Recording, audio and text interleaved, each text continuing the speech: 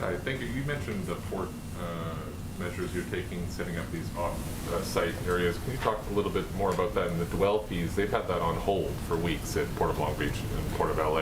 Are you talking about imposing a dwell fee on other ports? In other words, can you give a little more detail on what you're talking about? Sure. Sure. We're going to go a little deep on ports, but this is exciting for me. No, it's good. I'm thrilled. So,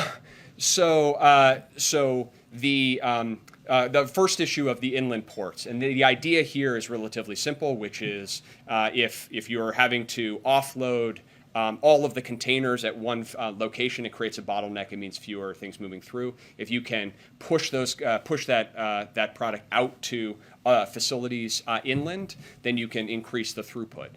We've taken steps at the Port of Savannah to open multiple ports, and we've seen real progress there, reduction in the backlog coming into the Port of Savannah quite noticeably. So we're going to take action at the Port of Oakland, finalizing inland port opportunities there, basically running the same play there as well. And we're working through the national port associations to basically work with any port that sees that as an opportunity to try to deploy that. And we have money that we have been able to deploy associated with the president's infrastructure legislation to try to help move that as quickly as possible. On the dwell fees, there's the issue around the fees on import containers that they have identified and said they're willing to impose. Just the threat of doing that was actually quite effective at getting the ocean carriers to move on their own and provide incentives, carrots and sticks to move that through. Now, this month, they're focused on a fee on export containers, basically the empty containers that are sitting idle that need to be moved off and shipped off in order to create more space. And they have announced that they will impose those fees by the end of the month. But as you know, part of the announcement of those fees is to give everybody an opportunity to figure out, is there a more efficient way to solve this than the imposition of those fees? But that's where things stand. Forgive me, both you and Jen, for asking about the Fed. On December 1st, you said that the president would be making choices in the coming days on the 1st. And you said that part of the reason to make those picks was so people could, quote, face squarely head on the economic challenges that we face, the governors can. So at the time, we're talking about imminent picks that would help the central bank, who the president is now banking on to help fight inflation, see around corners and address crises. 6 weeks later, we don't have picks. So I guess my question is, what's the holdup? What changed? And do you think that 6-week delay is having an impact? I mean, you're relying on the Fed to be able to help curb inflation, and they don't have a full bench.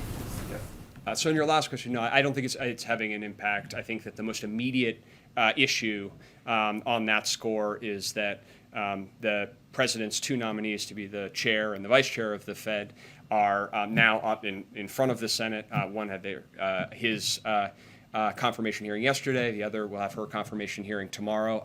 And Senate moving expeditiously to confirm both of those nominees is important, and we are grateful to the leadership, the committee leadership of Chairman Brown and others in the Senate for moving quickly, and that is important.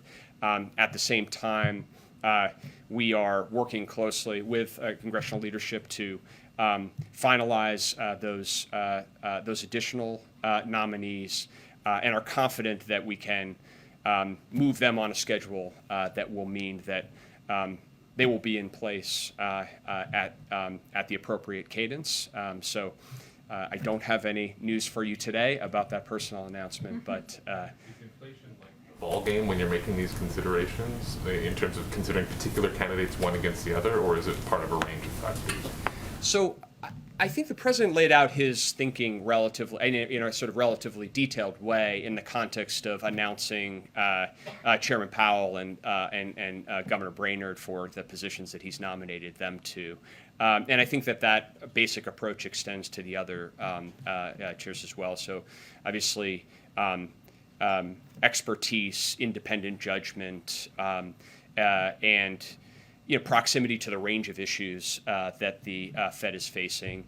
Obviously, central among them is charting a course of monetary policy that sustains the strength of recovery and achieves the dual mandate while making sure that prices are not entrenched, but also facility with other, front and center issues like financial regulation and the the financial threats associated with climate change. Marion, second.